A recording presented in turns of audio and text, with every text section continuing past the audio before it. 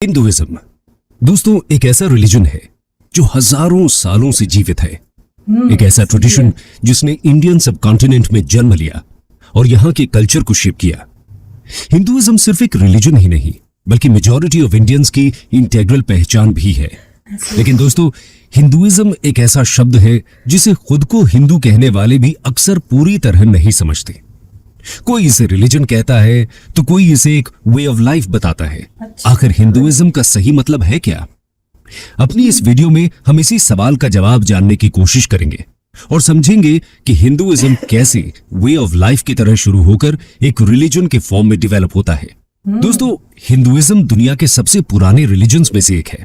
इसकी शुरुआत कब हुई इसका कोई डेफिनेट आंसर नहीं मिलता, लेकिन ऐसा माना जाता है कि ये 4000 सालों से भी पुराना है।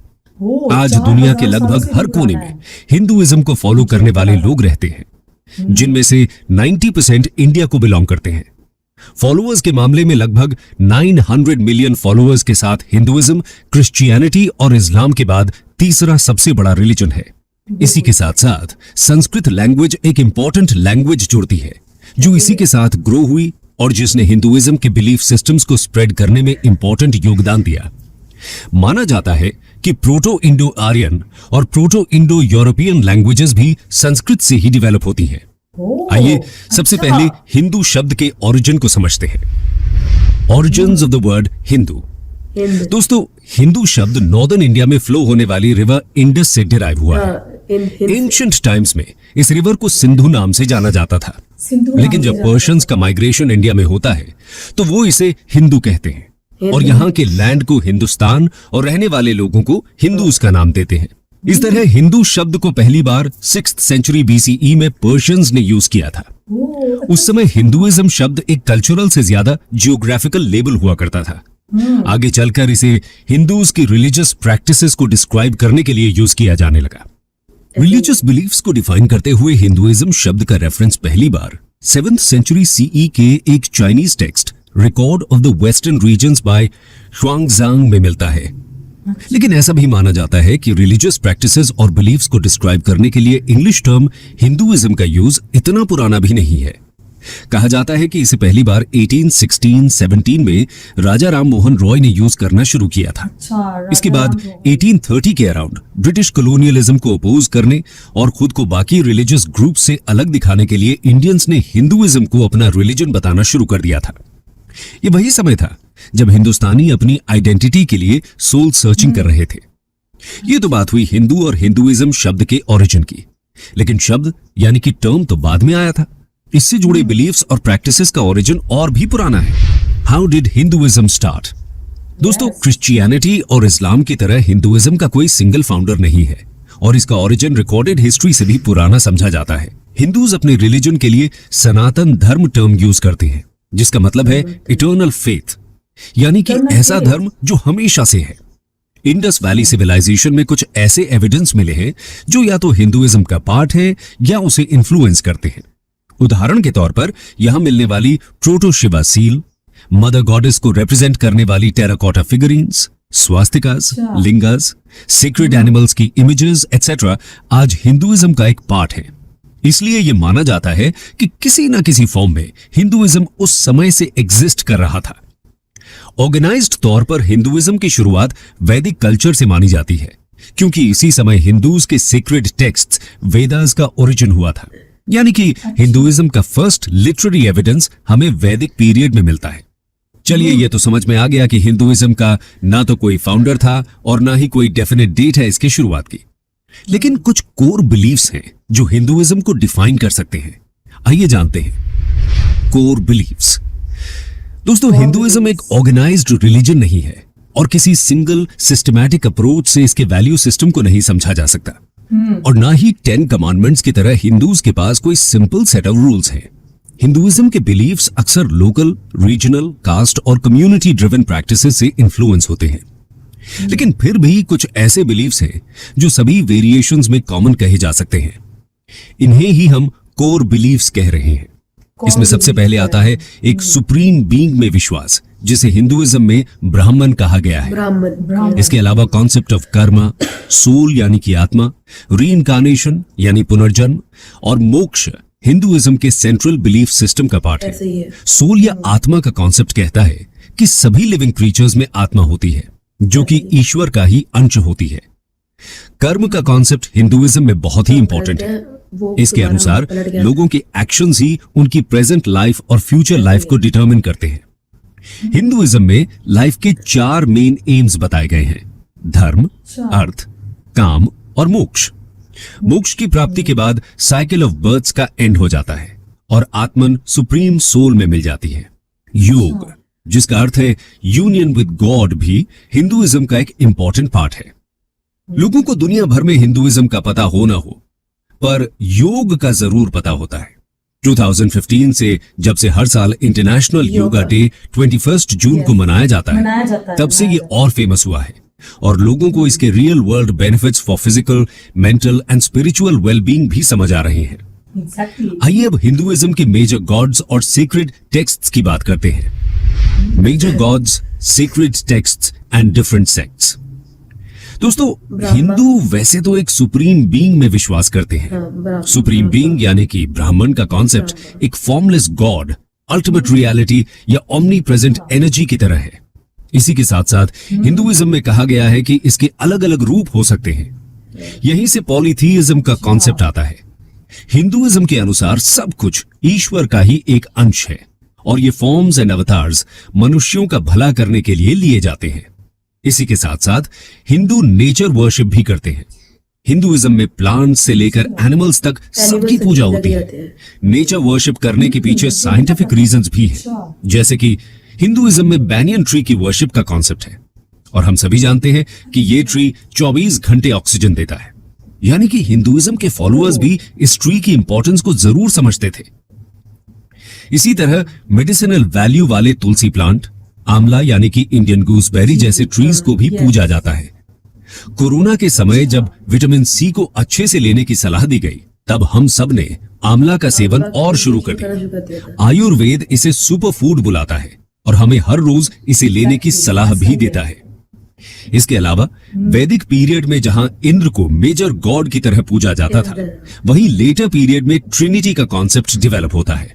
इसके अनुसार 3 मेजर गॉड्स हैं: Brahma the creator, Vishnu the preserver and Shiva the destroyer.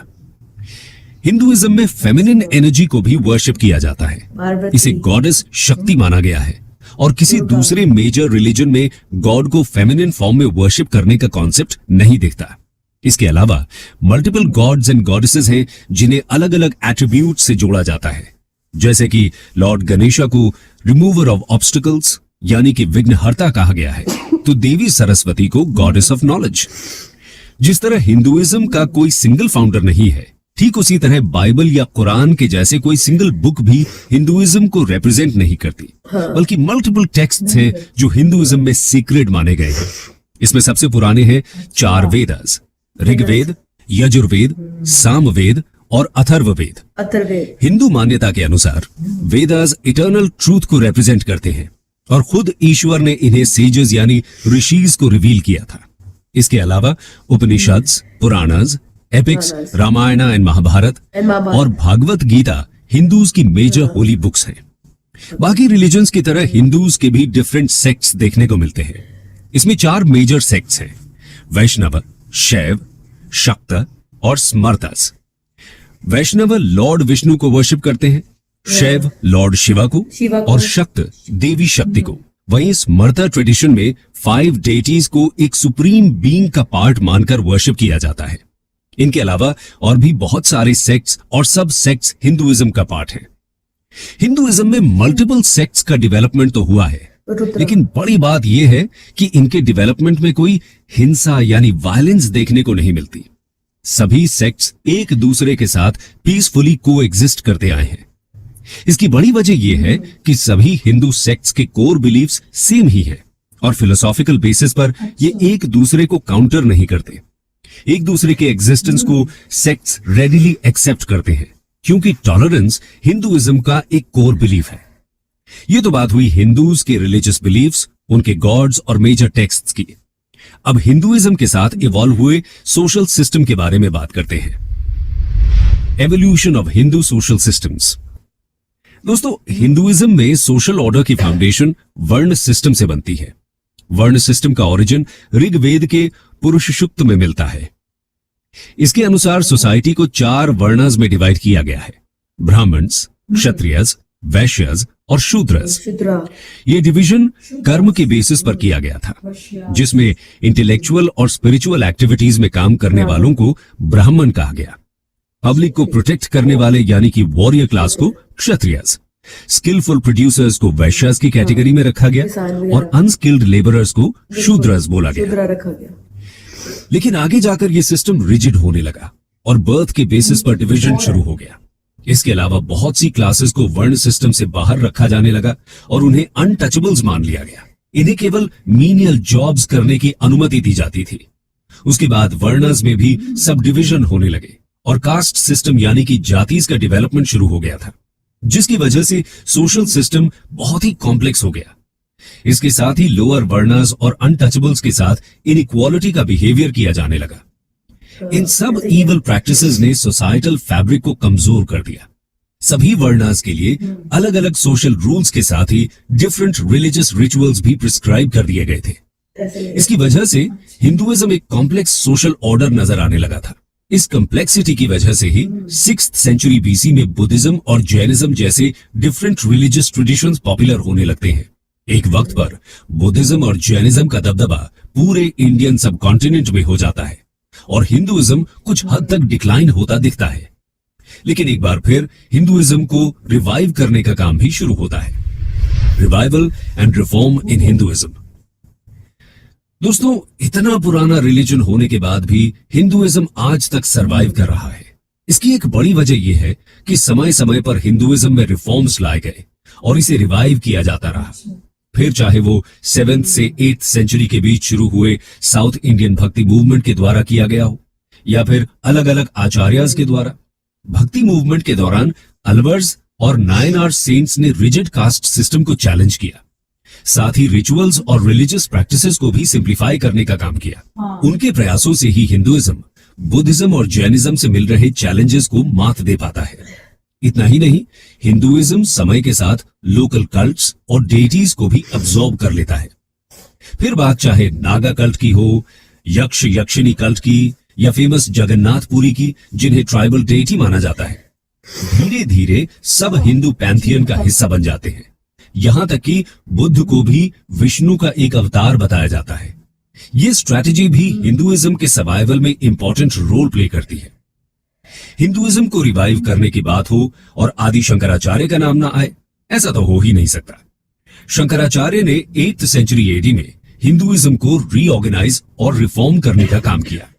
इन्होंने अद्वैत फिलॉसफी को पॉपुलराइज किया, जिसके अनुसार सिर्फ ब्राह्मण ही सत्य है और बाकी सारा संसार बस उसकी ही माया है। शंकराचार्य हिंदू फिलॉसफी को पॉपुलराइज करने के लिए पूरे इंडिया में ट्रैवल करते हैं। इस दौरान अलग अलग थिंकर्स के साथ वो डिबेट्स और डिस्कोर्सेज में भाग लेते हैं। इन्होंने इंडिया के 4 कॉर्नर्स में मोनेस्ट्रीज एस्टैब्लिश की थी, जिन्हें मठस या पीठस कहा जाता है।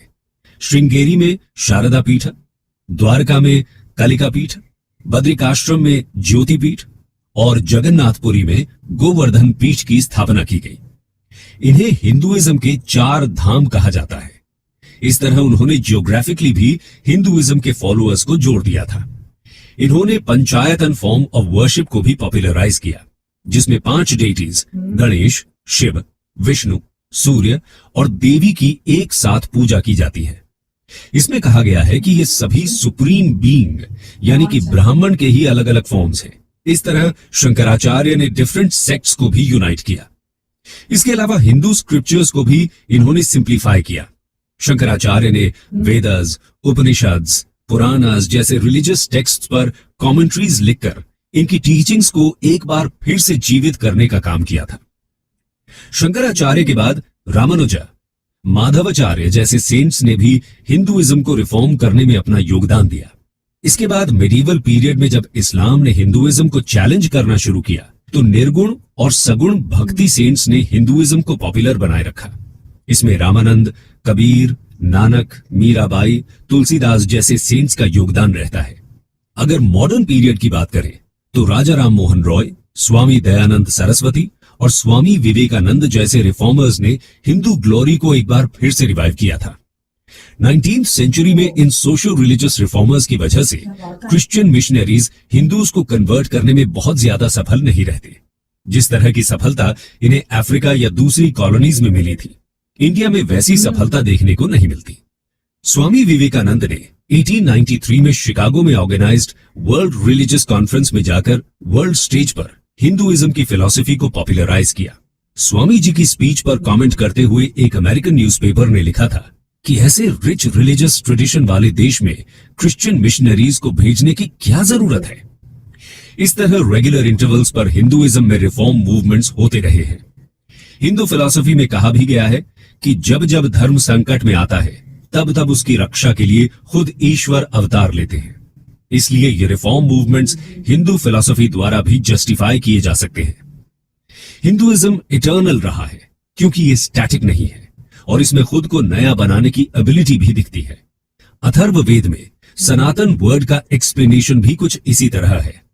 सनातनम एनम अहुह उत अद्याः स्यात् पुनर्नवः, meaning they proclaim him to be eternal but he may become new again even today. Hinduism का सबसे यूनिक फीचर है इसकी डाइवर्सिटी। डिफरेंट लेवल पर वेरिएशंस और डाइवर्सिटी होते हुए भी ये यूनिटी को कैसे रिप्रेजेंट करता है, ये समझने की जरूरत है। How Hinduism encompasses the concept of unity in diversity. दोस्तों, हिंदुइज्म में असंख्य देवी देवताओं का कॉन्सेप्ट है, मल्टीपल रिलीजियस टेक्स्ट्स हैं, अलग अलग सेक्ट्स भी इसका पार्ट है। साथ ही रिचुअल्स और बिलीफ्स में भी बहुत ज्यादा डाइवर्सिटी देखने को मिलती है। इस सब के बाद भी हिंदुइज्म अपने फॉलोअर्स को यूनाइट करता है क्योंकि हिंदू फिलॉसफी इतनी फ्लेक्सिबल है कि सभी व्यूज को इसने एक्सेप्ट किया है। हिंदुइज्म में मान्यता है कि रास्ते अलग अलग हो सकते हैं लेकिन सबकी मंजिल एक ही है। हिंदुइज्म तो बाकी रिलीजन्स को भी सत्य ही मानता है। इसमें कहीं भी ये कॉन्सेप्ट नहीं है कि हिंदुइज्म के अलावा जो रिलीजन्स हैं वो ईश्वर की प्राप्ति का मार्ग नहीं हो सकते। इसी वजह से हिंदुइज्म को एक टॉलरेंट रिलीजन भी बोला जाता है। लेकिन टॉलरेंट शब्द इस कॉन्सेप्ट को जस्टिफाई नहीं करता क्योंकि हिंदूज न सिर्फ दूसरे रिलीजन्स का सम्मान करते हैं बल्कि उन्हें भी हिंदुइज्म की बराबरी पर ही रखते हैं। इसलिए हिंदुइज्म में फोर्स्ड कन्वर्शन का कॉन्सेप्ट भी नहीं आता। अच्छी बात है। हिंदुइज्म की हिस्ट्री में कभी भी दूसरे रिलीजन के अगेंस्ट धर्म के नाम पर वॉर नहीं हुए हैं। फिर चाहे वो वसुधैव कुटुंबकम की फिलॉसफी हो जिसके अनुसार पूरा विश्व एक ही फैमिली माना जाता है, या फिर सर्वे भवन्तु सुखिनः जैसे हिम्स। हिंदुइज्म हमेशा ही सबके कल्याण की बात करता आया है। हिंदुइज्म में संपूर्ण मानव जाति के इक्वल वर्थ का भी कॉन्सेप्ट है। ये हमें इस एंशिएंट हिम से साफ पता चलता है। अज्येष्ठसु अकनिष्ठसु इति संभ्रातृ वहादुहु सौभाग्यः, जिसका मतलब है कि no one is superior, none inferior, all are brothers marching forward to prosperity. यही वजह है कि आप चाहे शिव की पूजा करते हो या कृष्ण की या फिर देवी के भक्त हो या शायद किसी की पूजा ही ना करते हो, लेकिन फिर भी आप खुद को हिंदू कह सकते हैं। हिंदू होने के लिए ना तो किसी एक भगवान की वर्शिप करना कंपलसरी है और ना ही किसी मंदिर में जाना, यहां तक कि किसी एंशिएंट स्क्रिप्चर की स्टडी करना भी मैंडेटरी नहीं है। हिंदुइज्म तो सबको अपना मानता है। अगर आप खुद को हिंदू मानते हो तो आप एक हिंदू ही हो, फिर चाहे कितनी भी डाइवर्सिटी आ जाए। हिंदुइज्म आपको उसके 900 मिलियन से ज्यादा फॉलोअर्स के साथ यूनाइट कर ही देता है। कंक्लूजन दोस्तों, जैसे हमने देखा कि बाकी रिलीजन्स की तरह ना तो हिंदुइज्म के पास कोई सिंगल फाउंडर है, ना कोई सिंगल टेक्स्ट और ना ही कोई सिंगल गॉड। इसीलिए इसे ट्रेडिशनल रिलीजन की डेफिनेशन में समझ पाना मुश्किल होता है। एक रिलीजन से ज्यादा ये अ वे ऑफ लाइफ की तरह डेवलप होता है, लेकिन समय के साथ दूसरे रिलीजन्स का डेवलपमेंट शुरू होता है और ये सभी हिंदू वे ऑफ लाइफ को चैलेंज करते हैं। इन्हीं को काउंटर करने के लिए और इनके कंपटीशन में हिंदुइज्म एक रिलीजन की फॉर्म लेने लगता है। हिंदू परंपरा के अनुसार अपने धर्म को सनातन धर्म कहा गया है और धर्म शब्द की परिभाषा रिलीजन से अलग भी बताई जाती है। धर्म का मतलब एक सेट ऑफ रूल्स माना गया है और सनातन धर्म का मतलब हुआ ऐसे रूल्स जो हमेशा ही वैलिड रहते हैं। बाकी रूल्स एंड लॉज तो समय और कंडीशंस के अकॉर्डिंग चेंज होते रहते हैं, लेकिन जो हमेशा चलता रहे वही है सनातन नहीं है, ठीक है। अच्छा, सबसे सबसे खास चीज, सबसे पूरी वीडियो का अगर एक मुद्दा मैं निकालूं तो ये निकलता है कि वो हिंदू सबको एक समझते हैं। हिंदू धर्म जो है वो एक तरह से रिलीजन नहीं कह सकते, वे ऑफ लाइफ है। वो कह रहा है कि आप मुस्लिम हो, आप क्रिश्चियन हो, आप बुद्धिज्म हो, आप कुछ भी हो। से स्टार्ट हुआ। अब हम लोगों को वीडियोस देख देकर हम लोगों ने कभी आई थिंक किसी बुक में भी नहीं ये चीज पढ़ी कि हिंदू वर्ड जो है वो एक्चुअल में मतलब कहाँ से स्टार्ट सिंधु नदी से, या फिर मतलब वो पहले वो हिंदू वर्ड आया नहीं था, पर्शियंस आए थे, उन लोगों की वजह से ये वर्ड है वो मतलब बोलना शुरू हुए। सिंधु वर्ड अब मैं जब पढ़ती हूँ ना और मुझे याद आता है तो सीरियसली मुझे कभी कभी अफसोस भी होता है कि हमारे यहाँ पर बहुत सारे मेरे ऐसे यूनिवर्सिटी के फ्रेंड्स हैं जिनके नाम जो है ना इस तरह के थे। मेरी एक फ्रेंड है, उसका मतलब जो यूनिवर्सिटी फ्रेंड थी उसका नाम था सोबिया सिंधु, ठीक है। और देखो आई एम 110% श्योर कि उसको भी नहीं पता होगा कि सिंधु मतलब यहाँ पर कास्ट है भाई हमारी।